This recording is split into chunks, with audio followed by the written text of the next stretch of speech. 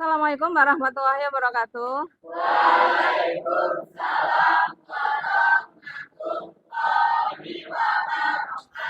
Siap gerak. Berdoa mulai. Alhamdulillahirabbil alamin. Oke, pada pertemuan kali ini kita akan membahas tujuan pembelajaran, keterkaitan sila-sila dalam Pancasila. Mungkin kalian sudah mengetahui karena minggu-minggu kemarin kita udah bahas tentang keterkaitan sila-sila dalam Pancasila. Mengapa harus terkait sila satu dengan sila yang lain?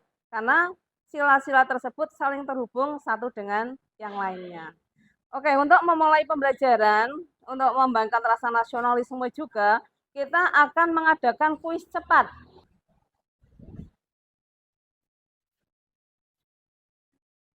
Oke, ini alat peraganya. Silakan nanti tanyakan ke teman-temanmu. Oke. Baik, saya Muhammad Afahanan dan Saya Mafan Fajar. akan memandu jalannya kuis hari ini. Oke, Afan, yuk.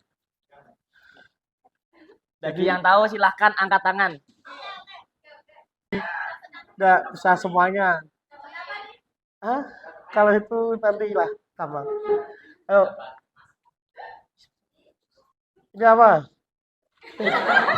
Ini sila berapa? Angkat tangan, angkat tangan. Angkat tangan. Angkat tangan dulu. Angkat tangan dulu. Yang tinggi, yang tinggi. Tia. Boleh. Sila ketiga benar.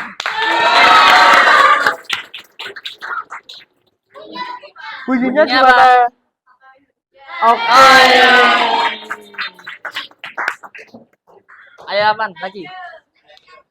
Ini. Angkat tangan, angkat tangan. Sini. Sini. Bunyinya gimana bunyinya? Oke. Terima kasih kepada Afan dan Dava ya, yang sudah mewakili untuk memberikan kuis cepat. Dan ternyata rasa nasionalismemu itu masih ada. Dibuktikan dengan apa? Paham dengan gambar simbol dari Pancasila dan juga bunyi dari sila itu sendiri. Tepuk tangan untuk kalian. Oke, selanjutnya saya ingin mereview dari pembelajaran minggu yang lalu. Kita kemarin sudah bahas tentang hubungan antar sila-sila yang ada dalam Pancasila. Saya ingin tahu, ada enggak yang masih ingat yang kemarin sudah kita jelaskan? Silakan. Saya Bu masih ingat. Oke, silakan.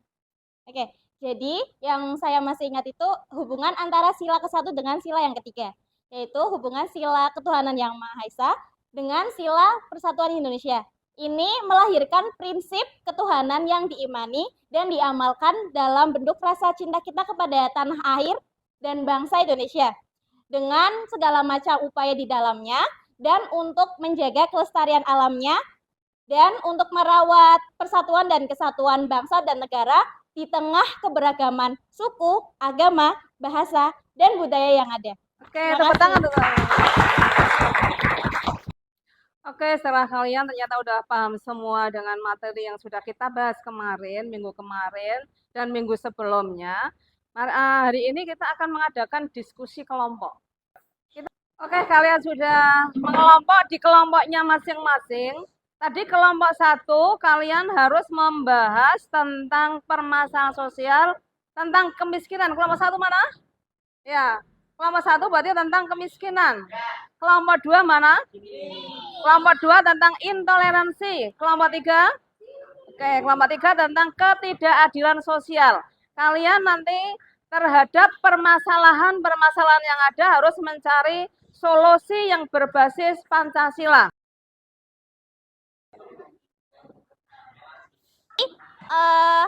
Akan membahas sebuah topik yaitu kasus kemiskinan PHK massal di tahun 2025 ini. Langsung. Pada tahun 2025, Indonesia menghadapi tekanan ekonomi akibat melambatnya industri dan turunnya daya beli masyarakat. Banyaknya perusahaan melakukan PHK massal hingga pertengahan 2025 tercatat ada 42.385 pekerja terkena PHK, naiknya 32% dari tahun sebelumnya. Dampaknya, resiko kemiskinan dan pengangguran meningkat, terutama di Jawa Tengah. Nah, teman-teman, setelah pemaparan tadi, kita membuka sesi tanya jawab. Apakah ada yang mau bertanya? Saya mau tanya. Nama saya Ikan Septiasia dari kelompok 2 ingin bertanya, bagaimana dampak PHK massal terhadap kehidupan masyarakat? Baik, terima kasih atas pertanyaannya. Kelompok kami izin menjawab ya. Jadi, PHK massal menyebabkan banyak keluarga kehilangan sumber penghasilan tetap, meningkatnya risiko kemiskinan, dan memperlebar kesenjangan sosial di masyarakat. Gitu. Apakah ada yang mau menanggapi? Saya mau menyanggah. Nah, dari dampak yang sudah kalian sebutkan tadi, kira-kira solusi apa yang dapat dilakukan? Dari masalah tersebut, solusinya itu bisa dikaitkan dengan Pancasila sebagai pandangan hidup kita. Yaitu yang pertama, ketuhanan yang Maha Esa, yaitu menumbuhkan kepedulian sosial dan semangat tolong-menolong bagi korban PHK sebagai wujud nilai kemanusiaan dan keimanan. Yang kedua, kemanusiaan yang adil dan beradab, yaitu melindungi hak pekerja, memberi pelatihan ulang, dan memastikan bantuan sosial dibagikan secara adil. Yang ketiga, persatuan Indonesia, yaitu meningkatkan kerjasama antara pemerintah pusat dan daerah untuk membuka lapangan kerja dan mencegah kesenjangan.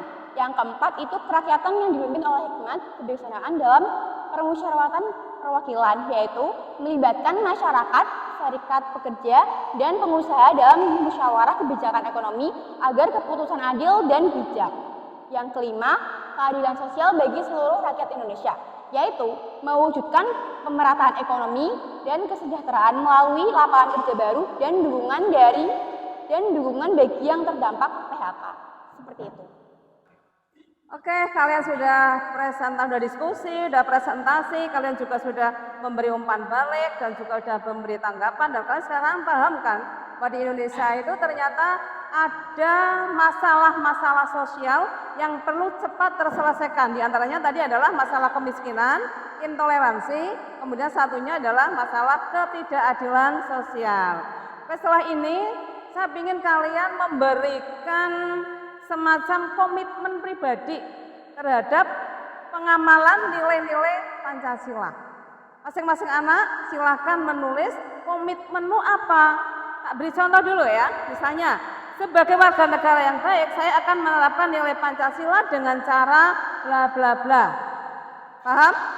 Oke, kita beri waktu 1 menit, silakan kalian untuk. Oke, siapa coba yang sudah mempunyai komitmen pribadi atau bisa memberikan semangat pada teman-temanmu dengan komitmenmu untuk disampaikan kepada teman-temanmu. Silakan siapa? Saya, Bu. Oke, silakan Mbak Nawang. Jadi, sebagai warga negara yang baik, saya akan menerapkan nilai Pancasila dengan cara berlaku adil terhadap siapapun tanpa memandang status sosial, menolong sesama yang membutuhkan, serta menjaga sikap jujur dan tanggung jawab dalam setiap tindakan. Oke, tepuk tangan untuk teman-teman. Oke, dari penjelasan yang sudah saya sampaikan tadi, kemudian kemarin juga minggu kemarin, kira-kira ada enggak anak-anak yang belum paham atau kurang paham dari penjelasan saya? Siapa coba tunjuk jari yang belum paham? Oke, ada 3 orang.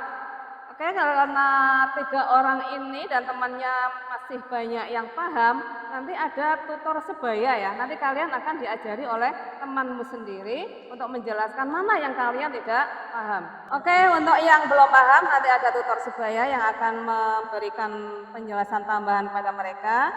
Kemudian yang kalian sudah paham, kalian membuat poster digital tentang Pancasila dalam tindakan. Masing-masing 1 poster saja tentang Pancasila dalam tindakan. Oke, Mbak Nesa siap ya jadi tutor sebaya? Oke, nanti silahkan ditanyakan apa yang kalian tidak paham pada Mbak Nesa, nanti Mbak Nesa yang akan menjelaskan. Oke, Nesia, aku masih bingung yang keterkaitan Pancasila sila ke-1 sama ke-2. Aku jelasin ya. Sila pertama yang berbunyi ketuhanan yang Maha Esa dan sila kedua yang berbunyi kemanusiaan yang adil dan beradab itu saling berkaitan. Karena nilai kemanusiaan itu kan lahir dari keimanan kita kepada Tuhan. Orang yang beriman akan menghargai dan memperlakukan sesama manusia dengan adil, beradab, dan penuh kasih sayang. Saya mau izin bertanya, contoh pengamalan terkait Pancasila kehidupan sehari-hari. Sila keberapa itu? Sila ketiga. Jadi, contoh pengamalan sila ketiga yaitu persatuan Indonesia dapat diamalkan dengan cara menjaga kerukunan antar teman yang berbeda suku atau agama. Terus juga sering memakai produk-produk dalam negeri dan mendukung produk-produk dalam negeri dan mencintai produk-produk dalam negeri. Juga ikut serta dalam kegiatan kerja bakti, gotong royong di sekitar lingkungan masyarakat. Oke, terima kasih. Nesya, kalau aku masih bingung mengenai makna sila keempat. Itu gimana ya? Sila keempat itu kerakyatan yang dipimpin oleh hikmat kebijaksanaan dalam permusyawaratan atau perwakilan. Itu bermakna bahwa setiap keputusan harus diambil secara musyawarah. Jadi nggak bisa kalau misal membuat keputusan itu dengan dirinya sendiri kayak egois gitu. Jadi harus diambil secara musyawarah, berdiskusi, dan juga mementingkan kepentingan bersama di atas kepentingan pribadi atau golongan. Seperti itu. Oke, pembelajaran hari ini sudah selesai dan semuanya ternyata sudah paham dengan materi yang saya berikan. Ditunjukkan dengan tadi diskusi juga sudah ada umpan balik, sudah ada tanggapan dan masing-masing sudah paham. Kemudian yang saya tanyakan ke kalian, apakah kalian semua juga paham tentang materi yang sudah saya sampaikan kepada kalian? Oke, sudah. Oh iya, tadi yang poster digital mana ya? Poster digital. Saya ingin tahu coba yang mana, kayak apa? Ya, ini poster digital dari hasil temuan teman kalian ya di Google ya. Dan alhamdulillah semuanya sudah memahami apa yang saya sampaikan selama beberapa pertemuan. Dan ada sedikit pemberian tugas di rumah biar kamu nanti di rumah juga bisa belajar. Silakan ditulis ya. Temukan satu contoh pengamalan Pancasila. Oke, untuk mengetahui seberapa pengetahuan pemahaman kalian terhadap materi yang sudah saya sampaikan, maka sisa waktu selama 1 jam pelajaran kalian ulangan. Oke, silakan sediakan kertas 1 lembar. Nanti akan saya kasih soalnya dan kemudian sekalian nanti temukan satu contoh pengamalan Pancasila. Ya, semuanya harus jujur dan bertanggung jawab.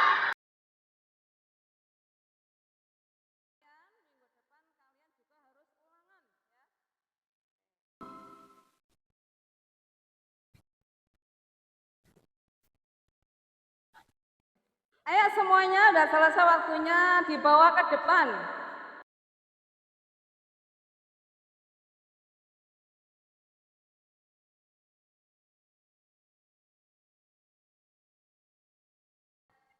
Ya, kalian sudah ulangan dan insya Allah nanti hasilnya minggu depan tak bagikan. Dan yang nilainya kurang dari KKM, remedi. Oke? Ya. Oke, kita tutup pertemuan kali ini. Assalamualaikum warahmatullahi wabarakatuh. Waalaikumsalam warahmatullahi wabarakatuh. Terima kasih untuk kita. Doakan kami sukses. Kami sangat bercinta. Terima kasih.